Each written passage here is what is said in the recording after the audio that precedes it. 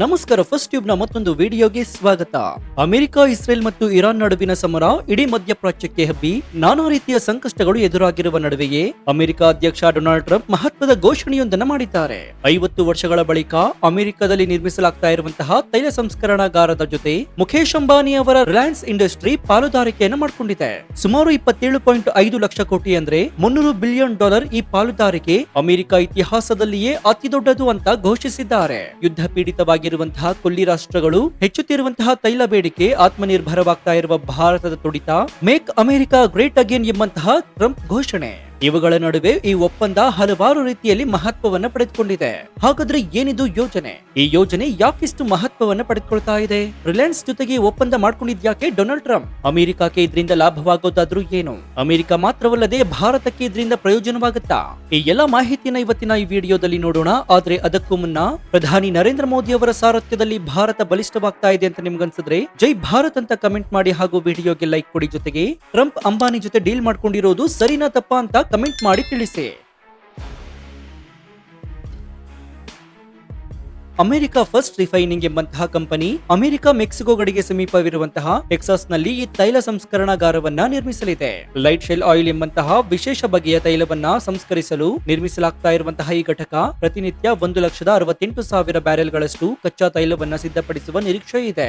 ಈ ಯೋಜನೆಗೆ 35 ರಿಂದ 40 ಸಾವಿರ ಕೋಟಿ ರೂಪಾಯಿ ವೆಚ್ಚವಾಗಬಹುದು. ರಿಲಯನ್ಸ್ ಕಂಪನಿ ಇದಕ್ಕಾಗಿ 9 ಅಂಕಿಗಳ ಹೂಡಿಕೆ ಮಾಡಲಿದೆ. 1.15 ಲಕ್ಷ ಕೋಟಿ ರೂಪಾಯಿ ಮೌಲ್ಯದ 120 ಕೋಟಿ ಬ್ಯಾರೆಲ್ ಅಮೆರಿಕನ್ ಲೈಟ್ ಶೆಲ್ ತೈಲವನ್ನ ಇಲ್ಲಿ ಪ್ರಕ್ರಿಯೆಗೊಳಿಸಲಾಗುವುದು ಅಂತ ಕಂಪನಿ ತಿಳಿಸಿದೆ. ಒಪ್ಪಂದದ ಪ್ರಕಾರ ರಿಲಯನ್ಸ್ 20 ವರ್ಷಗಳ ಕಾಲ ಇಲ್ಲಿ ತಯಾರಾಗುವಂತಹ ತೈಲವನ್ನ ಖರೀದಿಸಲಿದೆ. ಹಾಗಾದ್ರೆ ಈ ಯೋಜನೆ ಯಾಕಿಷ್ಟು ಮಹತ್ವ?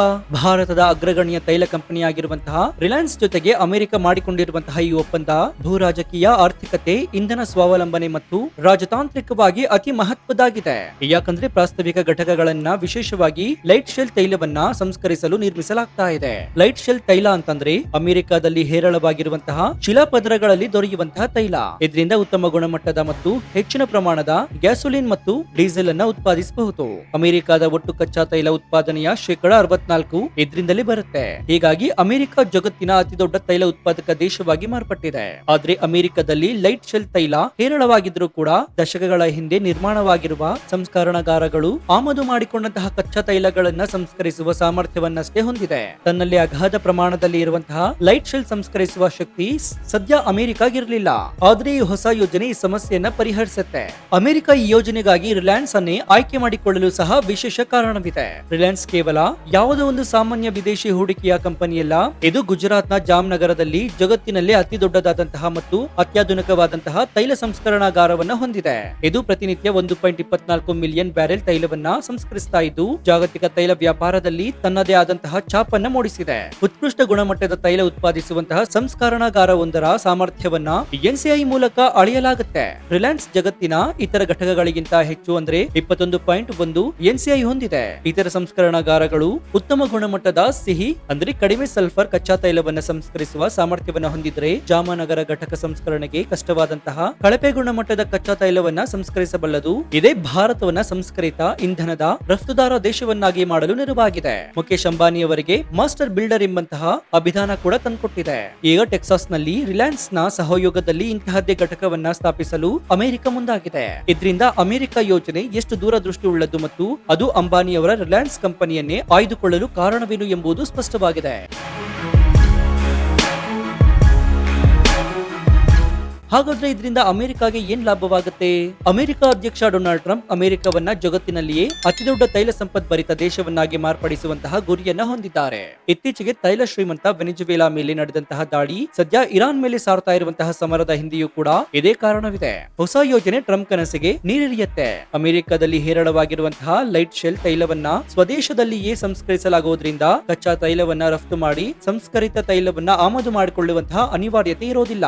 ಈ ಯೋಜನೆಯಿಂದ ಅಮೆರಿಕಾಗೆ ಆರ್ಥಿಕವಾಗಿಯೂ ಲಾಭವಾಗುತ್ತೆ. ಬೃಹತ್ ಘಟಕ ನಿರ್ಮಾಣ, ಮೂಲಸೌಕರ್ಯ ಅಭಿವೃದ್ಧಿಯಲ್ಲಿ ಸಾವಿರಾರು ಉದ್ಯೋಗಗಳು ಸೃಷ್ಟಿಯಾಗುತ್ತೆ. ಘಟಕ ನಿರ್ಮಾಣವಾದ ನಂತರವೂ ಕೂಡ ವಿವಿಧ ಉದ್ಯೋಗಾವಕಾಶಗಳು ಕೂಡ ತೆರೆದುಕೊಳ್ಳುತ್ತೆ. ಇರಾನ್ ಜೊತೆ ಸಂಘರ್ಷ ಸೇರಿದಂತೆ ಜಾಗತಿಕ ಉದ್ವಿಗ್ನತೆ ಹೆಚ್ಚಾಗ್ತಿರುವ ನಡುವೆ ಈ ಘಟಕ ದೇಶೀಯ ಇಂಧನ ಬೆಲೆಯನ್ನ ಸ್ಥಿರಗೊಳಿಸಲಿದೆ. ವಿದೇಶಗಳಿಂದ ಹೆಚ್ಚು ಹೂಡಿಕೆಯನ್ನ ಆಕರ್ಷಿಸಿ ವಿದೇಶಿ ನೀತಿಗೂ ಕೊಡುಗೆ ಕೂಡ ನೀಡುತ್ತೆ. ಹಾಗಾದ್ರೆ ಇದರಿಂದ ಅಮೆರಿಕಾಗೇನು ಲಾಭ ಆಗುತ್ತೆ? ಭಾರತಕ್ಕೂ ಕೂಡ ಇದರಿಂದ ಪ್ರಯೋಜನ ಇದೆಯಾ?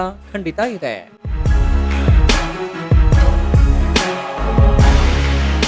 ಭಾರತ ಜಗತ್ತಿನಲ್ಲಿಯೇ ಅತಿ ದೊಡ್ಡ ತೈಲ ಆಮದುದಾರ ದೇಶ. ಪ್ರಸ್ತುತ ಕತಾರ್, ಸೌದಿ, ಯುಎಇ ಮೊದಲಾದ ಕೊಲ್ಲಿ ರಾಷ್ಟ್ರಗಳ ಮೇಲೆ ಹೆಚ್ಚಿನ ಅವಲಂಬನೆ ಇದೆ. ಪ್ರಸ್ತುತ ಈ ರಾಷ್ಟ್ರಗಳು ಯುದ್ಧ ಪೀಡಿತವಾಗಿರೋದ್ರಿಂದ ದೇಶಕ್ಕೆ ತೈಲ ಮತ್ತು ಅನಿಲ ಕೊರತೆ ಅನುಭವಕ್ಕೆ ಬರ್ತಾ ಇದೆ. ಭಾರತ ಈ ದೇಶಗಳಿಂದ ಆಮದು ಮಾಡ್ಕೊಳ್ತಾ ಇರೋದು ಕೂಡ ಕಚ್ಚಾ ತೈಲವನ್ನಷ್ಟೇ, ಸಂಸ್ಕರಿತ ತೈಲವನ್ನಲ್ಲ. ರಿಲಯನ್ಸ್ ಕಂಪನಿ ಅಮೆರಿಕದ ಜೊತೆ 20 ವರ್ಷಗಳ ಕಾಲ ಇಂಧನ ಖರೀದಿಸುವ ಒಪ್ಪಂದಕ್ಕೆ ಸಹಿ ಹಾಕಿದೆ. ಅಂದ್ರೆ 2 ದಶಕಗಳ ಕಾಲ ಅಮೆರಿಕದ ಶುದ್ಧ ಸಂಸ್ಕರಿತ ಇಂಧನ ಭಾರತಕ್ಕೆ ಸುಗಮವಾಗಿ ಹರಿದು ಬರುತ್ತೆ. ಇದರಿಂದ ಕಚ್ಚಾ ತೈಲವನ್ನ ಖರೀದಿಸಿ ಅದನ್ನು ಸಂಸ್ಕರಿಸುವ ಕೆಲಸ ಮತ್ತು ವೆಚ್ಚ ಎರಡೂ ಕೂಡ ಕಡಿತವಾಗುತ್ತೆ. ಈ ಬೃಹತ್ ಪಾಲುದಾರಿಕೆ ಶಕ್ತಿ ಮತ್ತು ವ್ಯಾಪಾರ ವಲಯದಲ್ಲಿ ಅಮೆರಿಕ ಜೊತೆಗೆ ದ್ವಿಪಕ್ಷೀಯ ಸಂಬಂಧವನ್ನ ಕೂಡ ಪುಷ್ಟಿ ನೀಡುತ್ತೆ. ಅಮೆರಿಕ ಮಾರುಕಟ್ಟೆಯಲ್ಲಿ ರಿಲಯನ್ಸ್ ನಿರ್ಣಾಯಕ ಪಾತ್ರವನ್ನು ವಹಿಸಲಿರೋದ್ರಿಂದ ಇನ್ನಷ್ಟು ತಂತ್ರಜ್ಞಾನ, ಹೂಡಿಕೆ ಮತ್ತು ಇತರ ಕ್ಷೇತ್ರದಲ್ಲಿ ಭಾರತಕ್ಕೆ ಬಾಗಿಲು ತೆರೆಯುತ್ತೆ.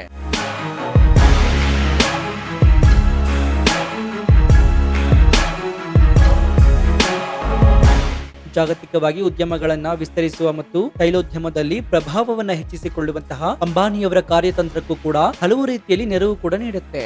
ಒಟ್ನಲ್ಲಿ ಭಾರತದ ಬೃಹತ್ ಕಂಪನಿಯ ಜೊತೆ ಅಮೆರಿಕ ನಿರ್ಮಿಸಲು ಮುಂದಾಗಿರುವಂತಹ ಹೊಸ ತೈಲ ಸಂಸ್ಕರಣಾಗಾರ 2 ದೇಶಗಳಿಗೆ ಲಾಭದಾಯಕ ಎಂಬುದು ಸ್ಪಷ್ಟ.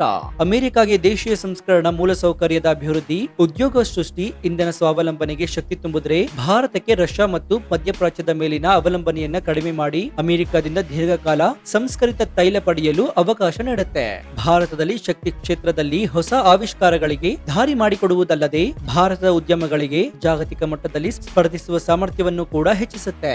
ಅಮೆರಿಕ, ಇಸ್ರೇಲ್, ಇರಾನ್ ನಡುವೆ ದಿನೇ ದಿನೇ ತೀವ್ರವಾಗ್ತಾ ಇರುವಂತಹ ಸಂಘರ್ಷ, ಕೊಲ್ಲಿ ರಾಷ್ಟ್ರಗಳಿಗೂ ಕೂಡ ಹಬ್ಬಿರುವಂತಹ ಯುದ್ಧದ ಕಾವು, ಭಾರತ ಸೇರಿದಂತೆ ಹಲವು ದೇಶಕ್ಕೆ ಎದುರಾಗಿರುವಂತಹ ಇಂಧನ ಅಭಾವ, ಈ ಎಲ್ಲಾ ವಿದ್ಯಮಾನಗಳ ನಡುವೆ ಸದ್ದಿಲ್ಲದೆ ನಡೀತಾ ಇರುವಂತಹ ಈ ಒಪ್ಪಂದ ಅಂಬಾನಿಯವರ ಚಾಣಾಕ್ಷ ಉದ್ಯಮಶೀಲತೆಗೆ ಉದಾಹರಣೆಯೂ ಕೂಡ ಹೌದು.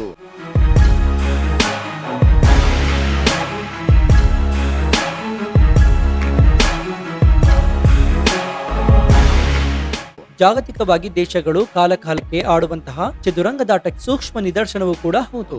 ಸೊ ಈ ಬಗ್ಗೆ ನಿಮ್ಮ ಅಭಿಪ್ರಾಯ ಏನು ಅಂತ ಕಮೆಂಟ್ ಮಾಡಿ ಹಾಗೂ ವಿಡಿಯೋಗೆ ಲೈಕ್ ಕೊಡಿ. ಜೊತೆಗೆ ನೀವು ಇನ್ನೂ ನಮ್ಮ ಚಾನೆಲ್ ಅನ್ನ ಸಬ್ಸ್ಕ್ರೈಬ್ ಮಾಡ್ಕೊಂಡಿಲ್ಲ ಅಂದ್ರೆ ಈ ಕೂಡಲೇ ಸಬ್ಸ್ಕ್ರೈಬ್ ಮಾಡ್ಕೊಂಡು ಪಕ್ಕದಲ್ಲಿರುವಂತಹ ಬೆಲ್ ಐಕಾನ್ ಅನ್ನ ಪ್ರೆಸ್ ಮಾಡಿ. ಇದರಿಂದ ನಾವು ಹಾಕುವ ಹೊಸ ವಿಡಿಯೋಗಳ ನೋಟಿಫಿಕೇಶನ್ ಮೊದಲು ನಿಮಗೆ ಸಿಗುತ್ತೆ. ಇನ್ನು ನಮ್ಮ ಚಾನೆಲ್ ನಲ್ಲಿ ಇಂತಹ ಅನೇಕ ಕುತೂಹಲಕಾರಿ ವಿಡಿಯೋಗಳು ಇವೆ, ಅವುಗಳನ್ನು ನೋಡಿ ಪ್ರೋತ್ಸಾಹಿಸಿ. ಇದಾಗಿತ್ತು ಈ ಕ್ಷಣದ ವಿಶೇಷ. ನೋಡ್ತಾ ಇರಿ ಫಸ್ಟ್ ಟ್ಯೂಬ್ ಕನ್ನಡ. ಧನ್ಯವಾದ.